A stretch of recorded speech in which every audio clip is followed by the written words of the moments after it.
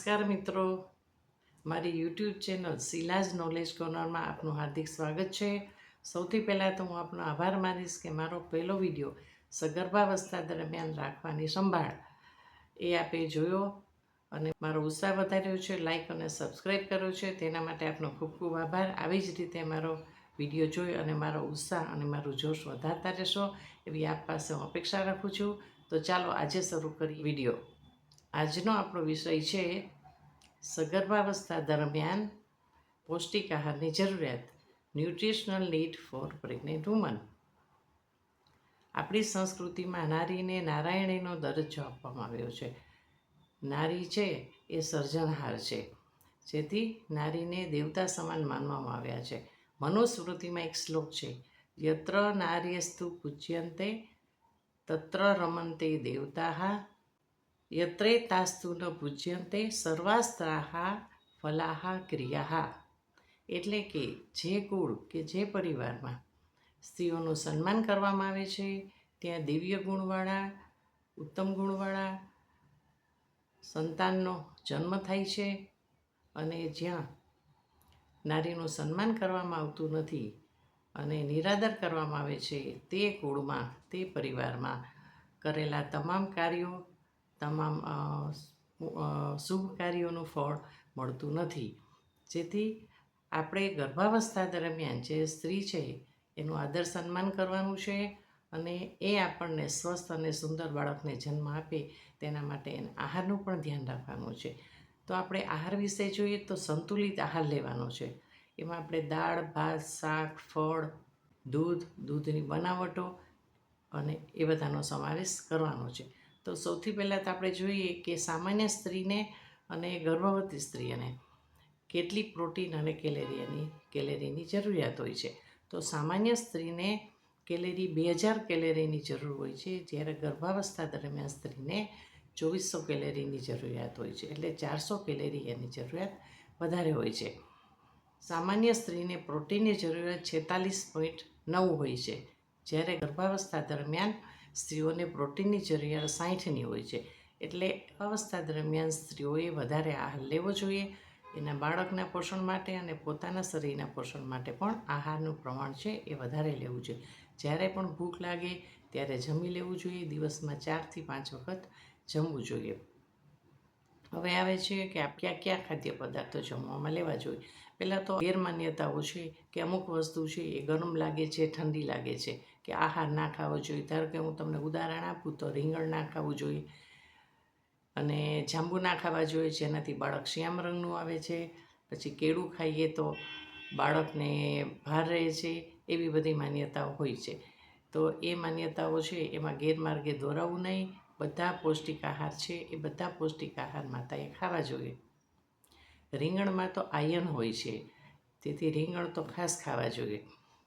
એટલે આપણે જોઈએ તો બધી પ્રકારના અનાજ છે, ઘઉં, બાજરો, રાગી, જુવાર, મકાઈ, એ બધા પ્રકારના અનાજમાંથી જુદું જુદું પ્રોટીન અને આયર્ન મળે છે.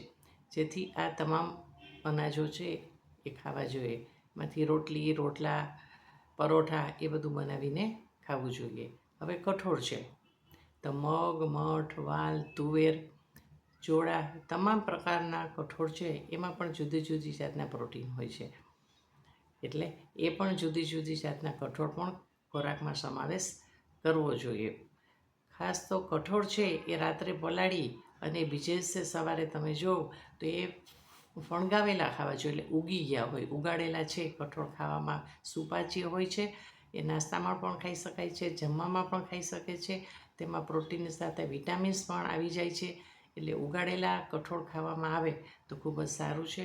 તો જુદી જુદી પ્રકારના કઠોળ છે એ પણ ખાવા જોઈએ. પછી ખાટા ફળો છે, એમાં વિટામિન સી હોય છે. તો વિટામિન સીની જરૂરિયાત એ હોય છે કે આપણે જે આયર્નવાળો ખોરાક ખાય છે, લોહતત્વવાળો ખોરાક ખાય છે, એને પચવા માટે વિટામિન સી ખૂબ જ જરૂરી છે. જેથી વિટામિન સીવાળા ખાટા ફળો, ધારો કે લીંબુ છે, સંતરા, કેરી, નારંગી, એ બધા ખાટા ફળો છે એ પણ એનું પણ સેવન કરવું જોઈએ. એમાં વિટામિન સી પ્રચુર માત્રામાં હોય છે. પછી પીળા ફળ હોય છે, એમાં વિટામિન એ હોય છે. તો પીળા ફળમાં કેરી, ટેટી, પપૈયું એ જે પીળા ફળો હોય છે એ બધામાં વિટામિન એ હોય છે. વિટામિન એ છે એ આપણી આંખ માટે અને બાળકના વિકાસ માટે પણ ખૂબ જ જરૂરી છે. તો વિટામિન એની જે ઉણપ હોય તો રતાંધણપણું એટલે નાઇટ બ્લાઇન્ડનેસ છે એ આવે છે. એટલે રાત્રે દેખાતું નથી. હવે તમે કહેશો કે રાત્રે તો કોઈને ના દેખાય, આપણને પણ રાત્રે ના દેખાય. તો રાત્રે લાઇટના અજવાળામાં ઝાંખું દેખાય છે અથવા તો ઓછું દેખાય છે. જેથી આપણે સ્ત્રીને પૂછવું જોઈએ કે તને રાત્રે બરાબર દેખાય છે ને? જો વિટામિન એની ઉણપ હોય તો ડૉક્ટરની સલાહ લઈ અને તેની ટેબ્લેટ આવે છે એ ટેબ્લેટ લેવી જોઈએ. અને વિટામિન એથી ભરપૂર જો ખોરાક લેવામાં આવશે તો વિટામિન એની ઉણપ નહીં થાય. એટલે વિટામિન એ ખોરાકમાં ખૂબ જ જરૂરી છે. હવે છે આયોડિન. તો આયોડિનયુક્ત મીઠું ખાવું ખૂબ જ જરૂરી છે. આયોડિનથી સ્ત્રીઓની ગર્ભાવસ્થા દરમિયાન ગર્ભપાત, વહેલી પ્રસૂતિ અને મૃત જન્મ અટકાવી શકાય છે. જેથી મીઠું છે એ ગાંગડાવાળું અને બજારમાં મળતું આખું મીઠું ના ખાવું જોઈએ, પણ આયોડિનયુક્ત મીઠું જ ખાવું જોઈએ. તો આપણે સગર્ભાવસ્થા દરમિયાન સ્ત્રીઓને કોઈ મુશ્કેલી નહીં પડે અને બાળક છે એ પણ તંદુરસ્ત જન્મશે. તો આયોડિનનું પણ આપણે ધ્યાન રાખવાનું છે. હવે આવે છે લીલા પાંદડાવાળા શાકભાજી. તો આયર્ન અને ખનિજ તત્વો અને ક્ષારનું પ્રમાણ છે એ લીલા પાંદડાવાળા શાકભાજીમાં ખૂબ જ હોય છે. તો મેથી, પાલક, પછી તાંદળજાની ભાજી, મૂળાના પાનની ભાજી, બીટરૂટની ભાજી, બીટરૂટ છે, એ બધામાં આયર્નનું પ્રમાણ ખૂબ જ હોય છે. તો આયર્ન માટે થઈ અને આપણે લીલા પાંદડાવાળા શાકભાજી ખાવા જોઈએ. ફાઇબરનું પ્રમાણ પણ એમાં હોય છે, જેથી સ્ત્રીઓને એ સવારે ઝાડો છે એ સાફ રીતે આવી જાય છે અને કબજિયાત રહેતી નથી. તો લીલા પાંદડાવાળા શાકભાજી પણ ખાવા જોઈએ. પછી દૂધ અને દૂધની બનાવટો. દૂધ એ સંપૂર્ણ ખોરાક છે, એટલે સવાર સાંજ 2 વખત દૂધ પીવું જોઈએ. અને દૂધની બનાવટ દહીં છે, પનીર, માખણ, એ બધી વસ્તુઓ છે એનો પણ ઉપયોગ કરવો જોઈએ. હવે આવે છે આપણે આયર્ન અને ફોલિક એસિડની ગોળીઓ. જો આયર્નની ઉણપ હોય શરીરમાં તો એનિમિયા થાય છે. એનિમિયાના લક્ષણો છે કે થાક લાગે છે, થોડુંક પણ કામ કરીએ છીએ શ્રમવાળું કામ તો શ્વાસ ચડી જાય છે, હાથ અને પગના આંગળામાં ઝંઝણાટી થાય છે, હાથ પગના નખ અને આંખ છે એ થોડીક પીળાશ પડતી લાગે છે, એટલે ફીકી લાગે છે. આવા લક્ષણો જોવા મળે તો સમજવું કે એનિમિયા છે, તમારા શરીરમાં લોહ તત્વની ઉણપ છે. તો લોહ તત્વની ઉણપ માટે આયર્ન અને ફોલિક એસિડની ગોળીઓ છે એ ડૉક્ટરની સલાહ પ્રમાણે લેવી જોઈએ. એનિમિયાનું પ્રમાણ જે પ્રમાણે હોય એ પ્રમાણે ડૉક્ટર તમને ડોઝ આપશે એ ડૉક્ટરને પૂછીને દવાઓ લેવી જોઈએ. આયર્ન અને ફોલિક એસિડની ખામી હોય શરીરમાં તો ડિલિવરી વખતે વધારે રક્તસ્રાવ થાય છે, જેને કારણે માતાનું મરણ થવાની પણ શક્યતા રહે છે, મૃત જન્મ થાય છે, ઓછા વજનવાળું બાળક જન્મે છે. જેથી એનિમિયા ના થાય અને આયર્નનું પ્રમાણ શરીરમાં વધારે જળવાઈ રહે એ ખૂબ જ જરૂરી છે. બીજું એક વસ્તુ છે કે ચા પીવાનો સમય છે. તો આપણે જ્યારે આયર્ન અને ફોલિક એસિડની ગોળી લઈએ એટલે જમ્યા પછી એ ગોળી લેવાની હોય છે, અથવા તો કોઈ પણ આહાર લઈએ આપણે કે જમવાનું ખાઈએ ત્યારે એના 1 કલાક પહેલાં ચા પીવાની નથી અને 1 કલાક પછી. ચા પીવું તો 1 કલાક પહેલાં પીવાની અને 1 કલાક પછી ચા પીવાની. કારણ કે આપણા જે ખોરાકમાં અને જે ટેબ્લેટ લઈએ છીએ આયર્ન ફોલિક એસિડને, એમાં જે આયર્ન હોય છે એ ચા છે એ આપણે પીએ તો એ શરીરમાં પચતું નથી અને નકામું જાય છે.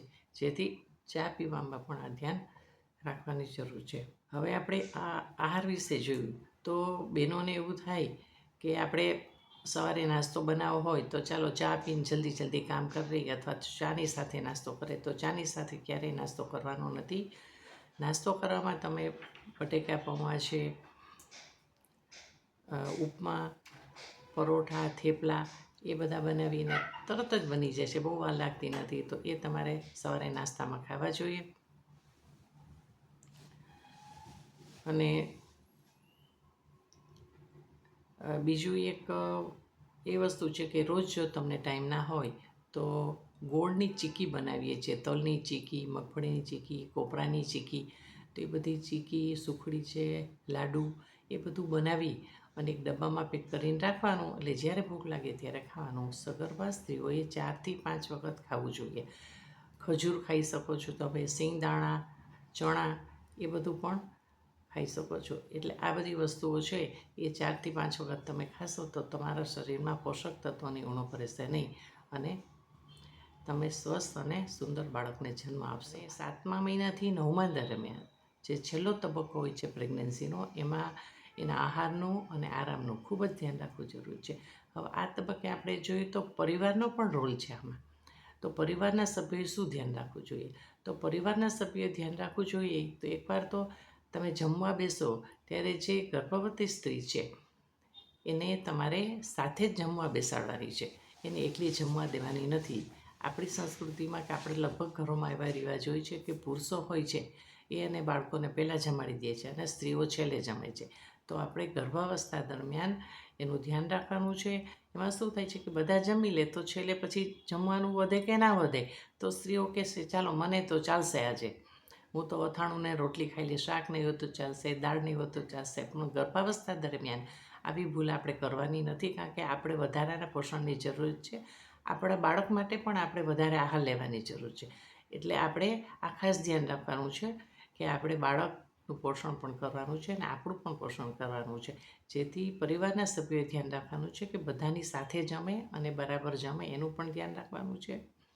એને કોઈ મુશ્કેલી હોય તો પૂછવાનું છે કે ભાઈ તને કોઈ મુશ્કેલી નથી ને, કે શરમ કે સંકોચ કે નથી ને, એ બાબતમાં પણ ધ્યાન રાખવાનું છે. બીજી વસ્તુ એ છે કે વ્યસન હોય છે. ઘણા શરાબ પીતા હોય છે, તમાકુ ગુટખા ખાતા હોય છે અને સિગરેટનું પણ વ્યસન ઘણી સ્ત્રીને હોય છે. તો ગર્ભાવસ્થા દરમિયાન આ વ્યસન છે એ છોડાવી દેવું જોઈએ. બાળક અને સ્ત્રી પોતાના શરીર માટે ખૂબ જ નુકસાન કરે છે, એટલે આ પણ પરિવારના સભ્યોએ ધ્યાન રાખવા જેવું છે. તો આપને અમારો વિડીયો કેવો લાગ્યો છે એ કોમેન્ટ સેક્શનમાં મને જણાવજો અને લાઇક, શેર અને સબસ્ક્રાઈબ કરવા વિનંતી છે.